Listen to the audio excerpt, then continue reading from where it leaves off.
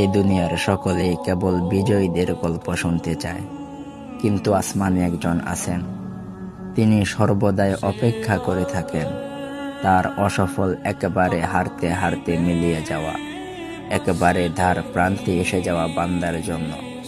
যে বান্দার ঝুলিতে দুনিয়ার কোনো অর্জন নেই, নেই তাক লাগানোর মতো কোনো কেরিয়ার, নেই মোটা অঙ্কের স্যালারি কিংবা স্ট্যাটাস, তিনি অপেক্ষা করেন তাদের গল্পগুলো শুনবার জন্য।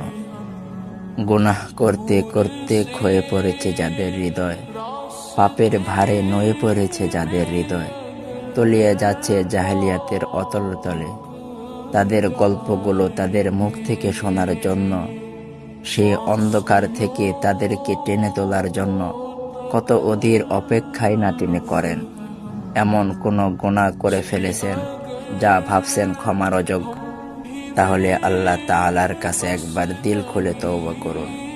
নিজের ভুলগুলো স্বীকার করে তার দরবারে কেবল 2 ফোঁটা চোখের পানি ফেলুন। তিনি আপনার সকল গুনাহ মাফ করে দিবেন। যদিও সেটা হয় পাহাড় পরিমাণ, তবুও তিনি আপনাকে মাফ করে দিবেন ইনশাআল্লাহ।